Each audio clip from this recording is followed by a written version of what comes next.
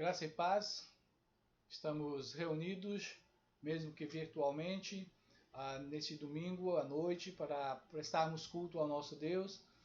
Basicamente agora pela mensagem, esperamos que a maioria já tenha tido seu tempo de oração ou venha a ter depois, lembrando de nossos irmãos, de outros pedidos que temos colocado nas nossas redes sociais sobre necessidades e pessoas e irmãos passando por problemas de saúde ou outras necessidades.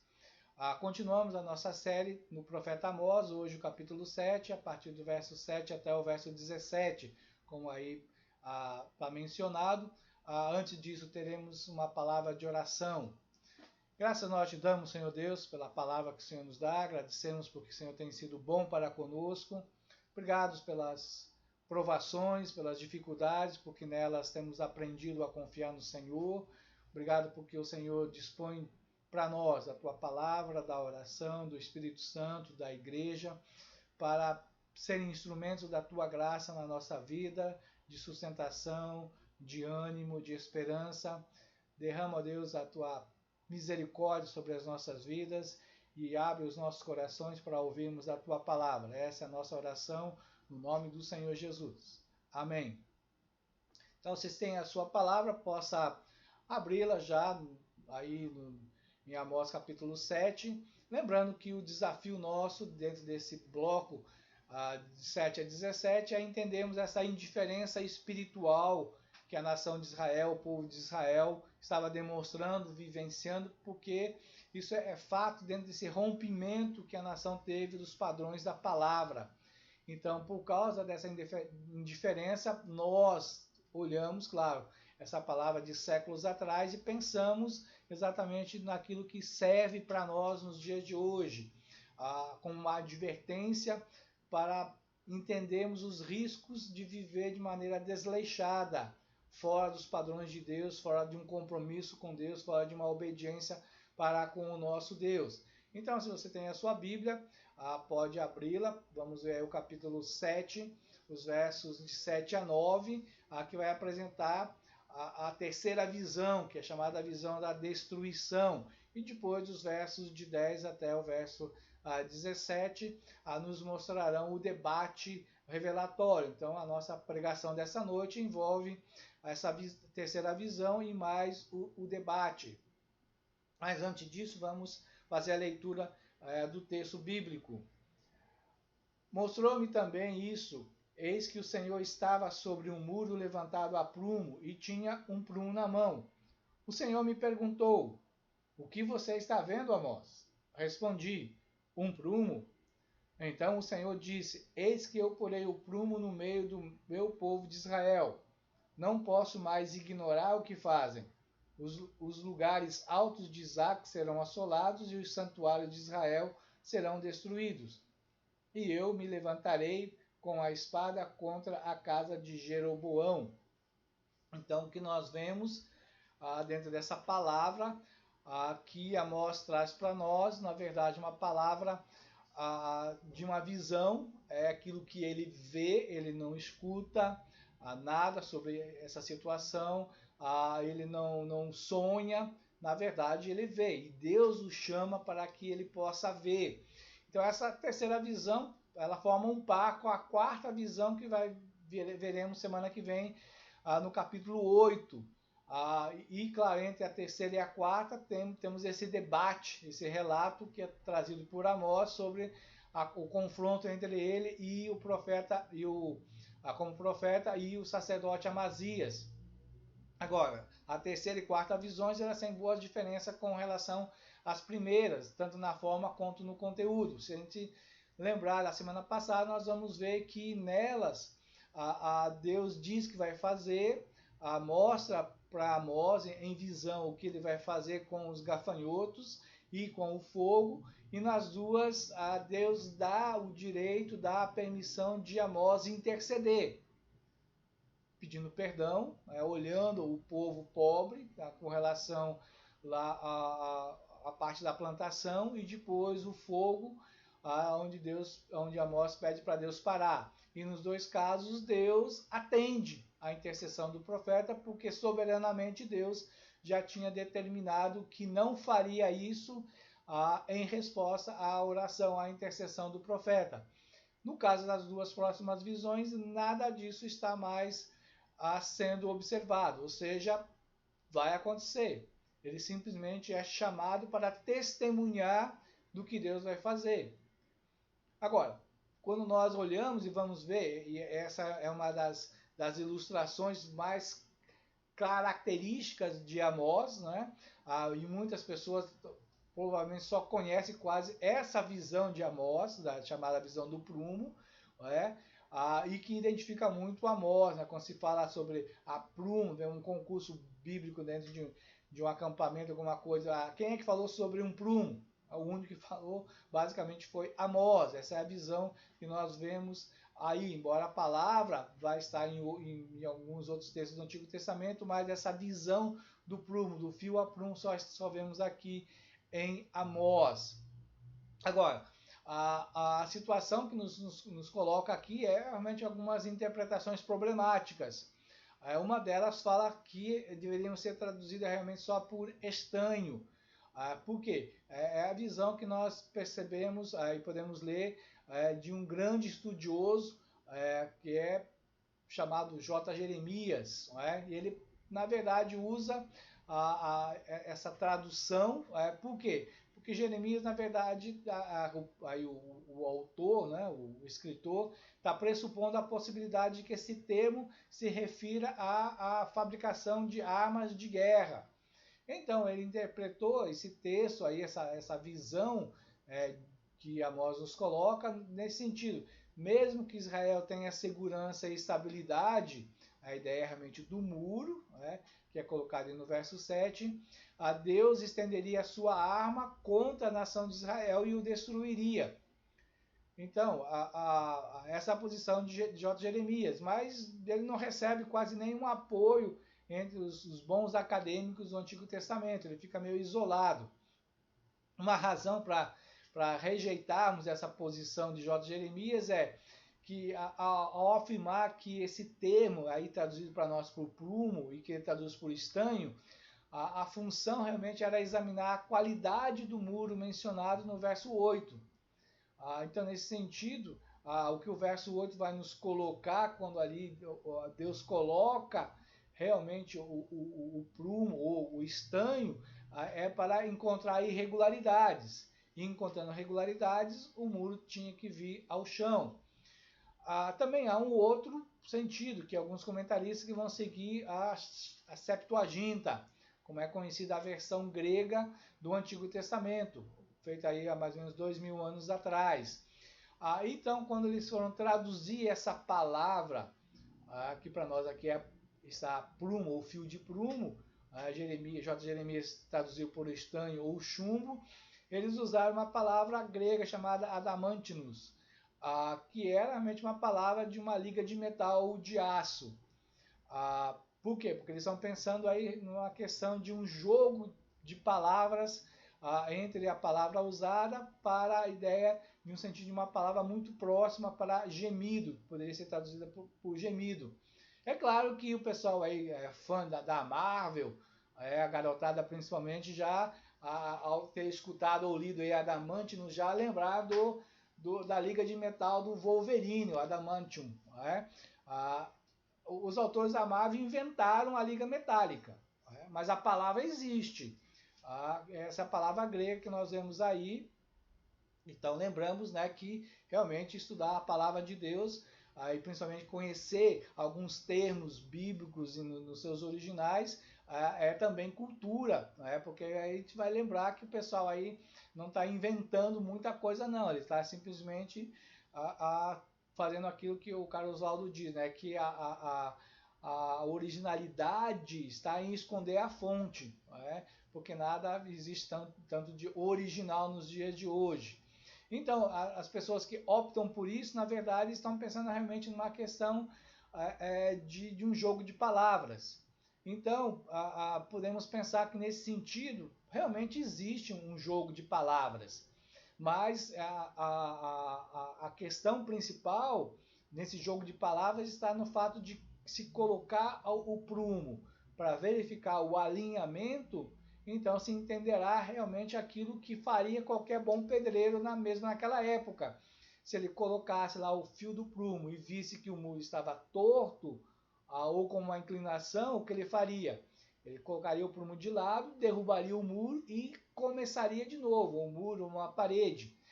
Agora, em se tratando de esse prumo ser no sentido espiritual, moral, ético que Deus está colocando sobre a nação de Israel como um muro, então podemos pensar que a ideia de gemidos vai existir, porque a destruição de pessoas, a calamidade sobre pessoas vai provocar realmente gemidos e lutos dessa mesma maneira. Então, o que nós, na verdade, pensamos e vamos entender aquilo que o Hubbard nos coloca dentro da sua interpretação e comentário, dizendo que o prumo é usado para verificar se há falta de retidão no muro ou numa parede. Ele não corrige, ou seja, o prumo não corrige aquilo que está torto, mas identifica aquilo que está errado. Deus sonda seu povo pelo prumo nele e constata a sua sinuosidade na doutrina, na ética, nos relacionamentos. E ele enfatiza o próprio fato de que Deus coloca seu povo na balança e o acha em falta, usando aí uma outra figura, ou seja, o coloca ali na linha do prumo e vê que está torto. Então essa é a visão do prumo, que é a terceira visão que Amós nos apresenta e que tem realmente a ver com aquilo que Deus está fazendo junto ao seu povo. Deus não simplesmente está mostrando a visão a Amós, mas o elemento principal que nós vemos aqui nessa visão é Deus agindo como um juiz que está sendo provado. Diante disso, a colocação dessa ação de Deus na prova, em fazer a maneira de provar o seu próprio povo, como se fosse um prumo da justiça, um prumo da ética, um prumo moral ou da própria lei. Nas visões anteriores, a primeira e a segunda, o que nós vimos é realmente que haviam ameaças que realmente não iriam acontecer. Mas agora nós vemos realmente algo de prova, um teste pelo qual o povo não passaria. E Deus está dizendo através dessa visão para Amós, que está olhando essa visão, olha, eu coloquei o prumo e o povo não passou, está torto. Então, o que entendemos, o que pensamos sobre isso, é exatamente aquilo que o Morte diz, não é? Que os versículos, na verdade, 7 e 8, estão dizendo que primeiro o muro fora levantado a prumo. O que ele quer dizer com isso? Que a constituição e a construção da nação de Israel, desse muro, como muro, como parede, foi feita de maneira a prumo, ou seja, no equilíbrio, na retidão, de maneira que realmente estivesse alinhada à sua natureza, ao seu caráter, que é de Deus, porque estava formando o povo. A lei que Deus deu revela o caráter de Deus. Então, a constituição e a construção do povo, realmente, como muro, foi levantada a prumo. Agora, só que também está dizendo o quê? A segunda olhar do Morte diz assim: o muro estava sujeito a uma prova do prumo. Ou seja, depois de um tempo, Deus foi lá e colocou o prumo na parede de Israel. E o que aconteceu? Aconteceu exatamente de que viu a tortuosidade. A situação realmente envolvia essa situação da nação de Israel estar torta. O prumo mostrou isso, o prumo revelou essa verdade. E aí então que nós olhamos, numa outra palavra, de entendermos que o nosso Deus, como um construtor, como o engenheiro, como o arquiteto, ou como o pedreiro, ele agiu de uma maneira responsável, fez todas as suas checagens de maneira regular, a fim de que a construção da parede, do muro chamado Israel, fosse feita por um alinhamento, por uma instrumentação de qualidade, que é a palavra, que é o caráter do nosso Deus. Agora, então, pensamos nessa construção da figura, né, de uma construção para a vida real. Por quê? Porque o relacionamento com a pessoa de Deus, né, o conhecimento da sua palavra, é o prumo de Deus nessa verificação espiritual a imoral da nação. Vamos lembrar que Deuteronômio capítulo 4, verso 7, vai falar realmente, dizendo realmente de duas áreas que envolvem o relacionamento com Deus e o relacionamento com a palavra. Porque ele diz lá, pois que grande nação há que tenha deuses tão chegados a si como o Senhor nosso Deus. Todas as vezes que o invocamos, e que grande nação há que tenha estatutos e juízos tão justos como toda essa lei que hoje eu vos proponho. Então, realmente pensamos nisso. E aí o Lovett diz, né, que a fome e a seca são ocorrências sazonais e fora do controle humano. Ou seja, se ela vai acontecer, Deus está no controle. O homem não tem como controlar.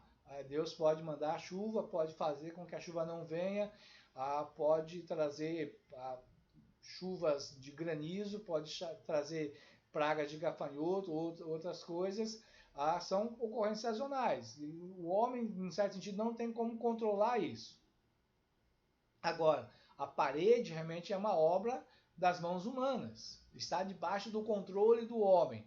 Aí, quando se coloca o prumo, se vê a diferença, se está correto ou não. E qual é o grau de inclinação quando se vê o contrário. E o que pensamos sobre isso? Como é que nós olhamos esse texto? Aí os próprios versículos nos fazem refletir. Primeiro, que Deus avalia o seu povo. De que maneira pensamos sobre isso? Que o prumo é realmente usado para verificar se há falta de retidão numa parede ou num muro. Não vai corrigir, só vai identificar o problema, o erro. Dessa maneira, então, o que Deus está fazendo? Deus está avaliando o seu povo pelo prumo. O prumo da sua palavra, o prumo do seu próprio caráter. E vê a vida, a conduta do povo, e Deus tirou uma conclusão. Desvio. Está torto. Tanto na doutrina, quanto na ética, quanto nos relacionamentos, a nação de Israel estava realmente fora do padrão. Então, o que Deus vai fazer? Deus vai reprovar o seu povo. E aí, então, nesse sentido, é o que o prumo está fazendo. É aquilo que está sendo enfatizado por Amós, não só aqui, mas já nos capítulos anteriores, de que a moralidade, a ética, a espiritualidade de Israel estava realmente comprometida. Indiferente, eles quebraram a aliança, eles romperam no seu coração, né, com a adoração ao único e verdadeiro Deus, e colocaram no seu coração outros ídolos. Eles quebraram os laços de relacionamento envolvendo o afeto, o amor, a misericórdia, por práticas de injustiça. Isso é bastante declarado por Amós.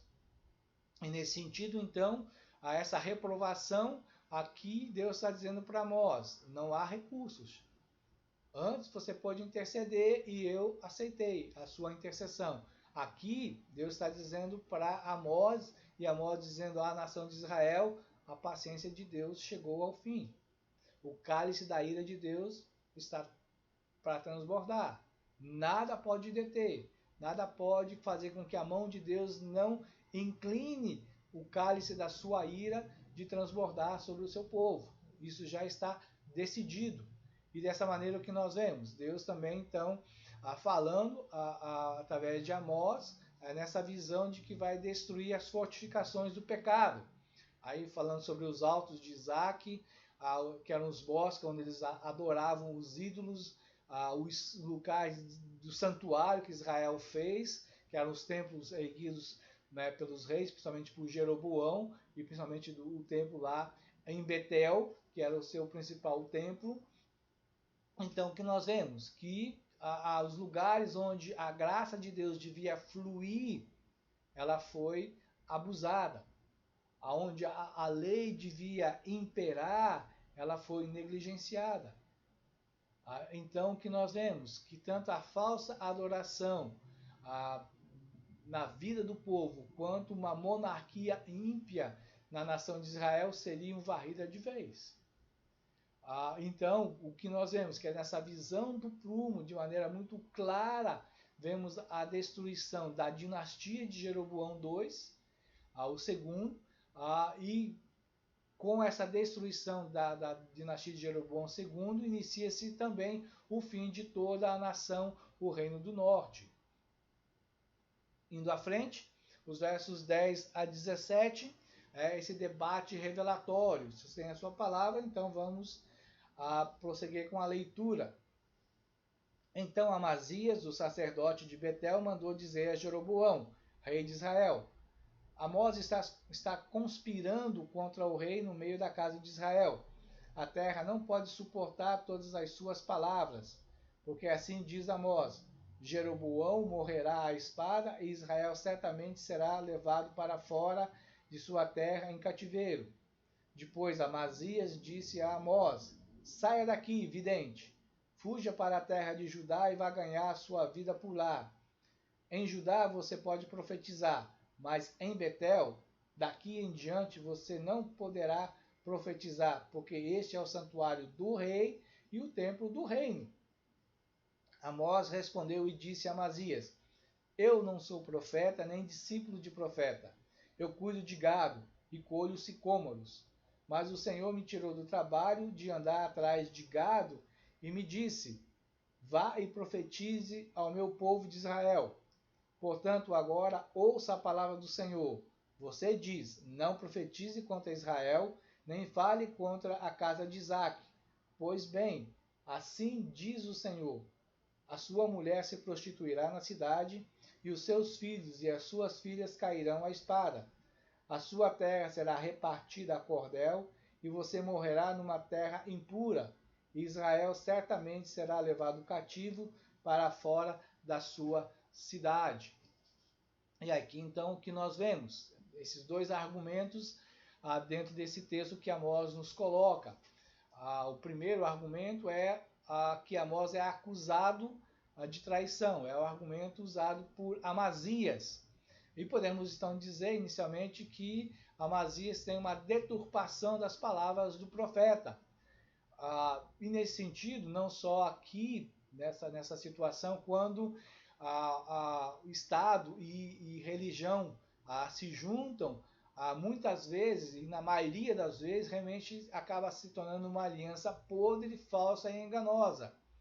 Então, o sacerdote de Betel, na verdade, é um empregado do rei. Está a serviço do rei e não de Deus. Ele realmente se julgava no dever de promover e cuidar dos interesses do rei, e que fizesse com que então o culto, a adoração no templo, principalmente de Betel, falasse muito mais ao coração do rei do que ao coração do rei dos reis. Então, as coisas eram realmente muito mais no sentido da manutenção do seu prestígio, da sua posição. Então, Amazias não estava de maneira nenhuma interessado no bem-estar espiritual, nem do rei e nem do povo. Por isso entendemos que ele ficou perturbado com as palavras de Amós. De certa maneira, ele tenta intimidar, ele tenta silenciar Amós. E como é que ele faz? Então, nessa tentativa dele, o intento de Amazias, ele vai mandar um relatório ao rei, em que ele realmente fala contra o profeta, e podemos destacar aí realmente dois pecados de Amazias dentro das suas colocações. Primeiro, é realmente uma avaliação mentirosa acerca, né, da mensagem e da própria pessoa do profeta. Por quê? Porque Amazias aí é realmente mais discípulo de Satanás do que realmente um seguidor de Deus, ou de outros grandes profetas. Por quê? Porque ele escuta a palavra, ele escuta a mensagem, mas ele interpreta de maneira errada. Ele olha aquela situação e, então, numa avaliação mentirosa, ele escreve ao rei. Mas o que nós entendemos não há uma resposta de Jeroboão II. E se não há uma resposta, é bem possível então que o rei mandou dizer para Amazias mais ou menos assim: olha, isso é problema seu, é uma questão espiritual, eu não tenho nada a ver com o que está acontecendo aí, resolva essa situação, eu tenho coisas mais importantes no reino. essa palavra para mim não tem muito sentido, já que nós estamos em segurança. Militarmente nós estamos fortes, não há nenhuma ameaça.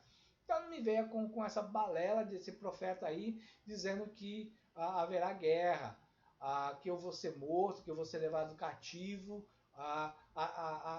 o império está bem. Então cuide desse negócio aí, porque para mim é uma coisa muito pequena. É uma intrigazinha de oposição aí. Então resolva essa situação, eu vou ficar aqui na minha, cuidando de coisas mais importantes. Então, e o falso sacerdote, na verdade, entende realmente a maneira errada da palavra, né, de esperança, da palavra de alerta de Amós, interpreta isso como se fosse algo contra ele, contra o povo.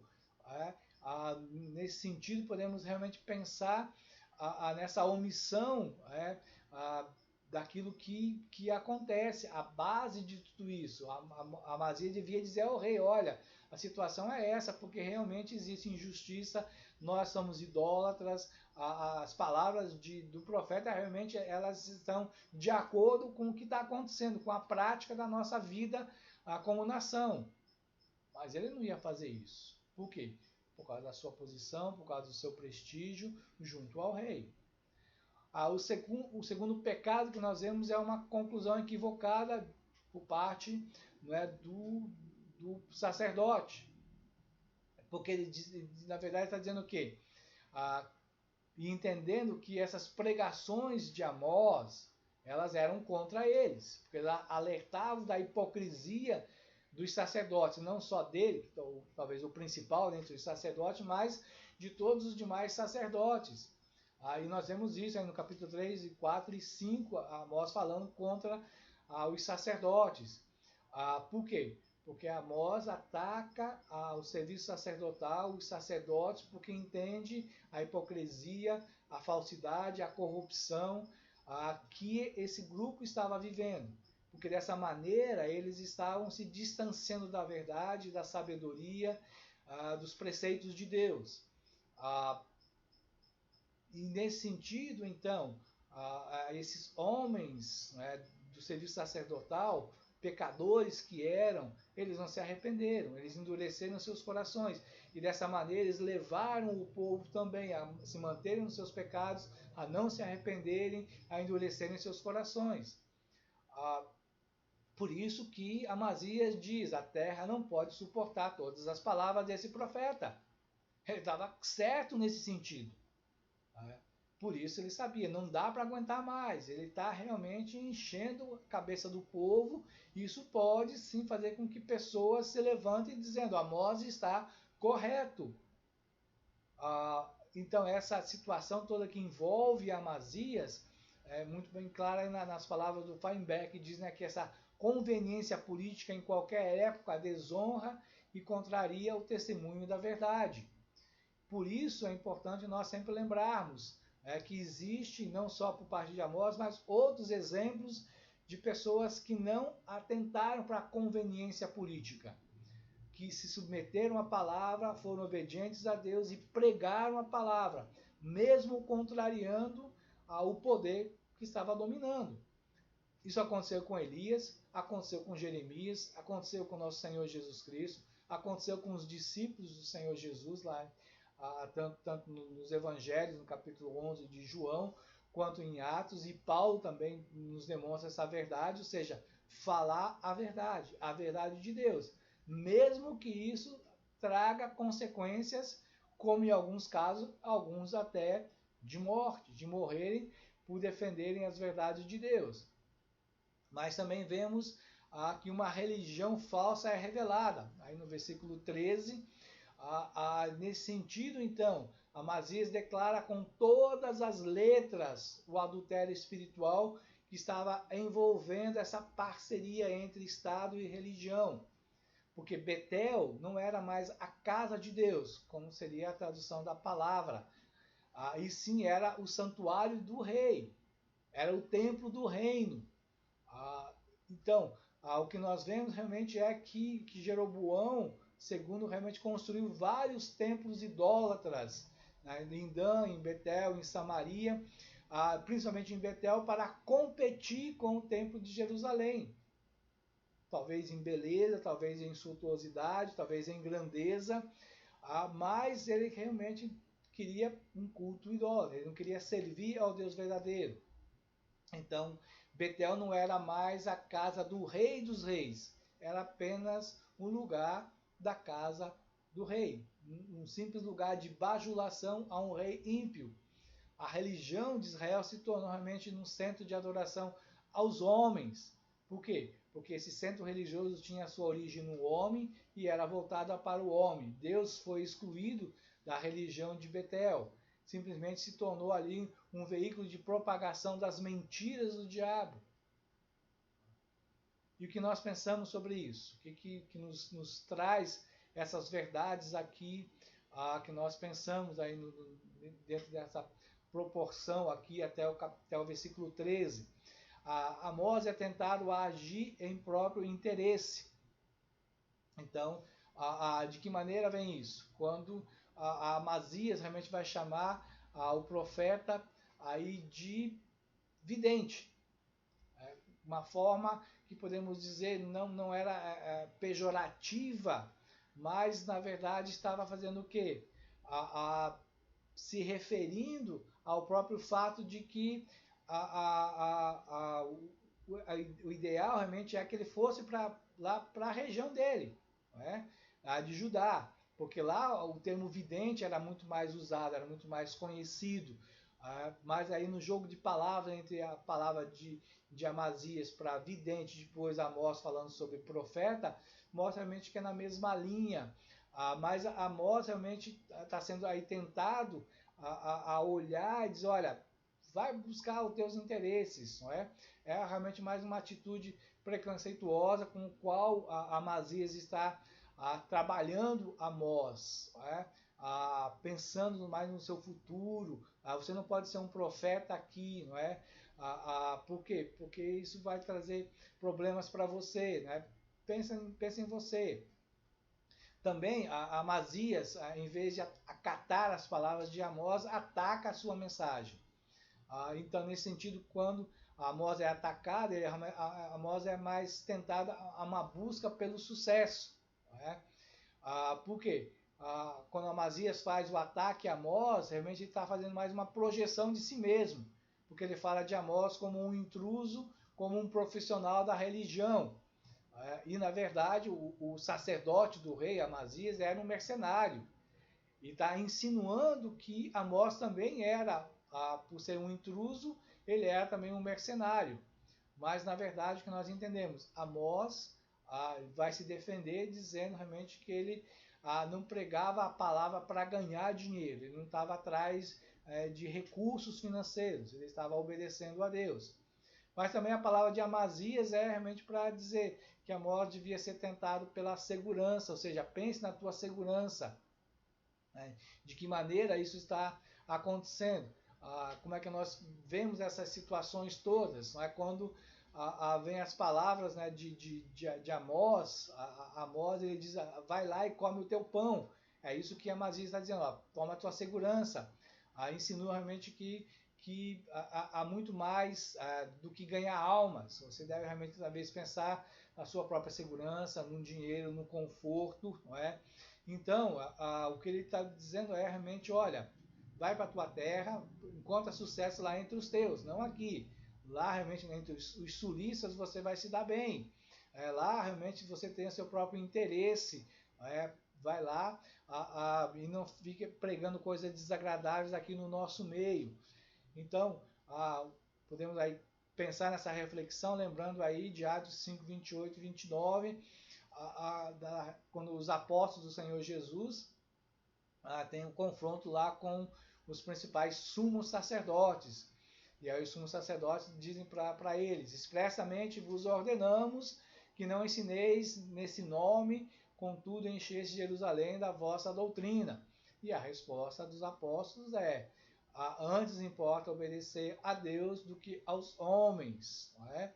Então, o que nós vemos realmente agora é que isso para nós é bem interessante, porque essa é a posição de Amós, séculos antes dos discípulos do Senhor Jesus Cristo. Então, quando nós observamos tal questão, o que nós entendemos, a questão realmente é dentro desse sentido do que Amós está pensando e falando. Por quê? Porque uma coisa terrível é se colocar contra a verdade de Deus.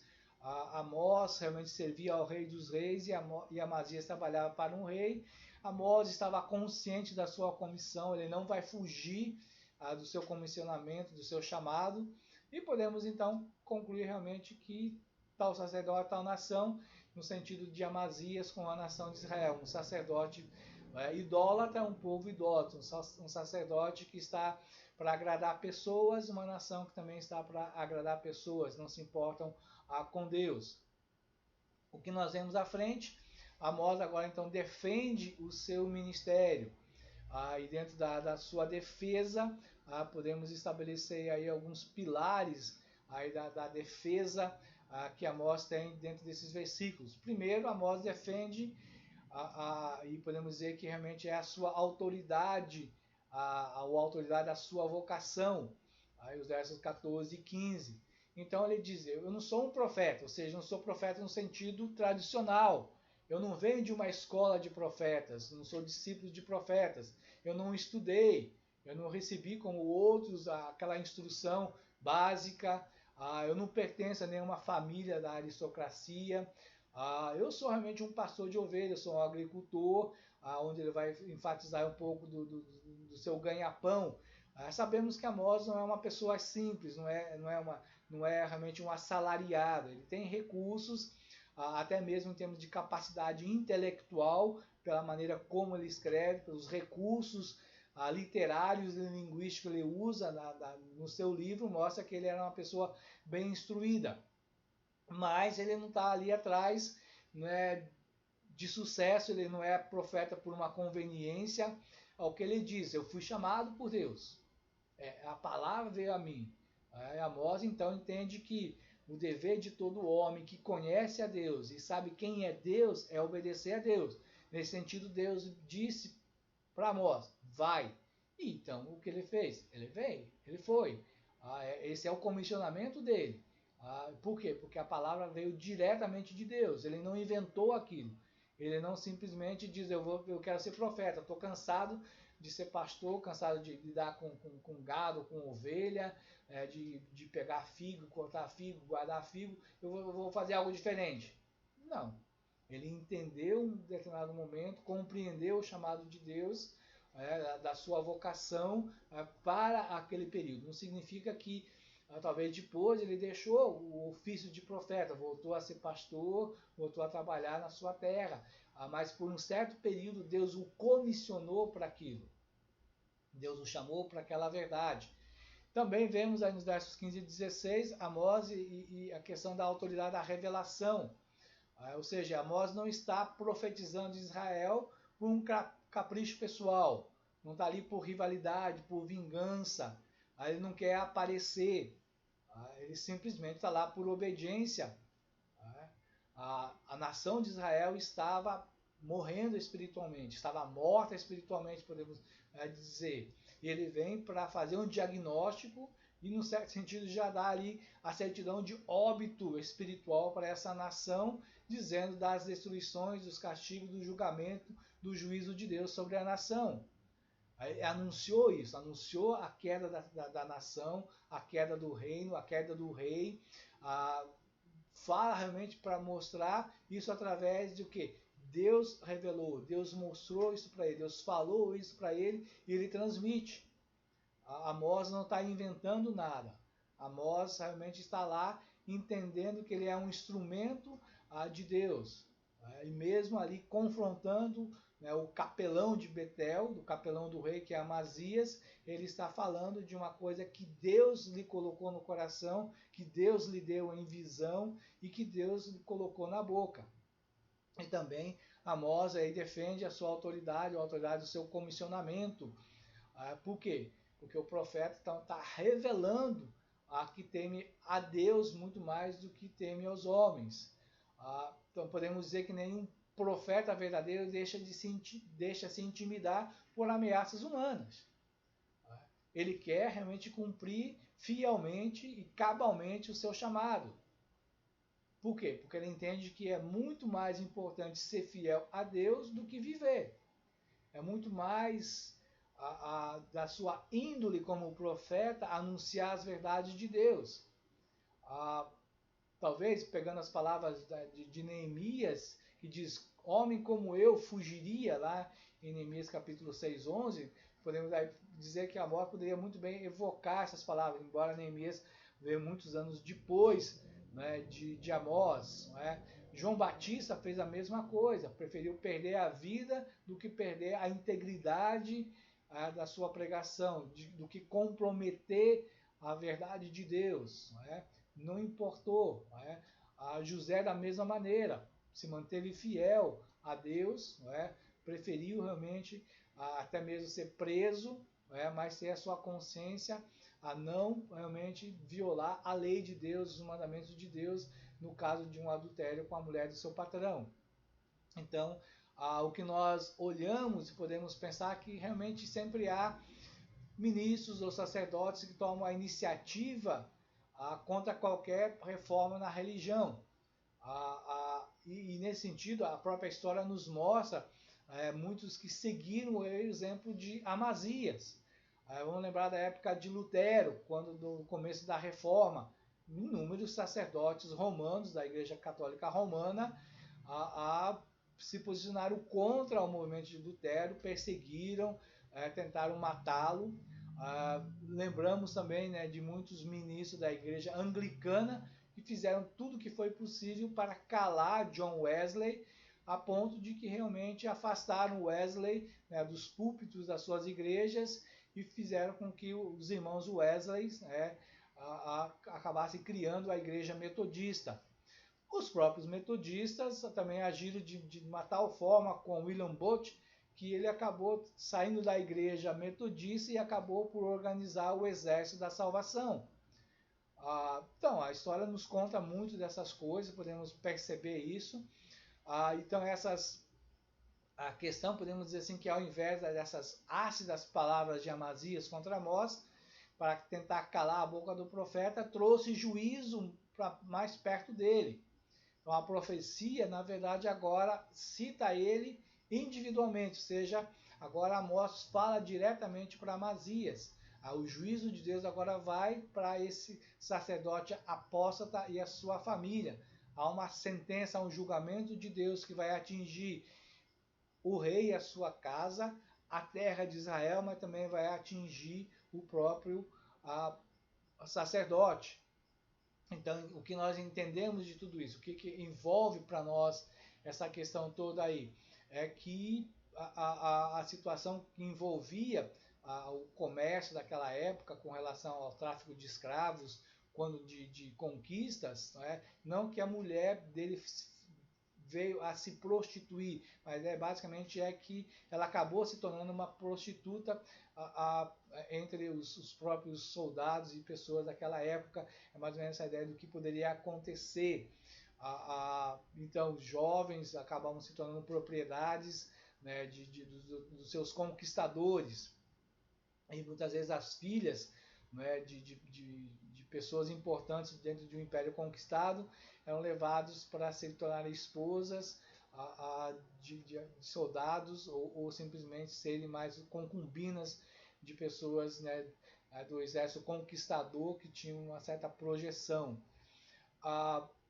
E o que nós pensamos de tudo isso, o que nós vemos a respeito de toda essa questão, é realmente de que o entendimento nosso acerca de tudo isso é que o coração humano realmente é um coração bastante soberbo, e a tendência é realmente não acreditar no juízo de Deus, um juízo para todos. Inclusive isso era algo notório lá da nação de Israel. Então as palavras de Amós não ecoavam tanto exatamente por esse fato, né, de que não existia realmente essa situação. Por quê? Porque quando os cofres estavam cheios, os celeiros estavam transbordando, os soldados estavam realmente bem equipados militarmente, então falar a verdade de um juízo pode cair em ouvidos meio ali não dispostos a ouvir, não é? Então, o que nós olhamos realmente entendemos o próprio fato de que mesmo homens como Amazias, né, com toda o seu cargo elevado, riqueza, autoridade, não é?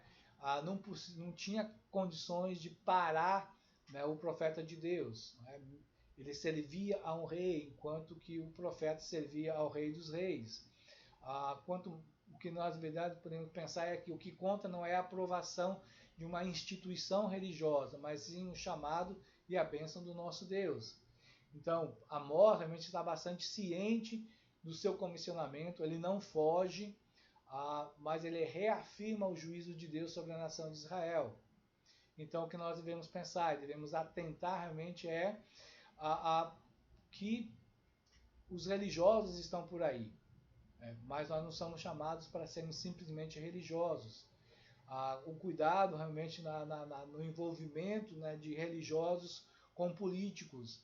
E isso, infelizmente, é uma coisa que, onde a igreja está, onde tem um sistema religioso, um sistema político, a tendência sempre é haver uma certa parceria. Então, cuidado com tudo isso. Porque o caráter e a doutrina desses religiosos que estão por trás de certos políticos influenciarão no futuro do povo. Somos chamados para falarmos as verdades de Deus, para nos posicionarmos segundo as verdades de Deus, mesmo que isso implique em denúncias, mesmo que isso implique em dizer que governantes e políticos estão em pecado, estão cometendo erros, estão equivocados, estão desalinhados com as verdades de Deus. Somos chamados, como Amós, a pronunciarmos as verdades de Deus. Deus diz para nós, vai e fala. E devemos continuar pregando a palavra de Deus. Esse é o chamado de Deus para nós como igreja, de continuarmos servindo, falando a palavra de Deus, pregando a palavra de Deus, conduzindo a igreja, conduzindo as pessoas a glorificar a Deus, a servir a Deus, não a homens, não a instituições. Oremos. Senhor Deus, nós somos gratos pela Tua palavra. Gratos porque o Senhor a revela a nós. Obrigado a Deus porque nós vemos aqui em Amós um exemplo a seguirmos, de um homem com coragem, de um homem que obedeceu ao Senhor, de um homem fiel, que pronunciou as Tuas palavras, e até mesmo diante de um sacerdote que tinha poder, que tinha influência, não estremeceu, não cedeu e pronunciou até diante dele uma palavra de julgamento, de castigo. Que, ó Deus, o Senhor levanta entre nós pessoas que sigam nos mesmos passos de Amós. Obrigado pela Tua palavra, porque ela é a verdade, que nós sigamos pregando essa palavra. Eu oro para que a graça do Senhor Jesus Cristo seja sobre todos nós, o amor de Deus seja sobre todos nós, a comunhão e a consolação do Espírito Santo também seja sobre todos nós, hoje e todos os dias. Amém. Graça e paz, que Deus possa abençoar a todos nós, derramando da sua graça, uma semana boa para todos nós, e assim sigamos servindo ao nosso Deus. Amém.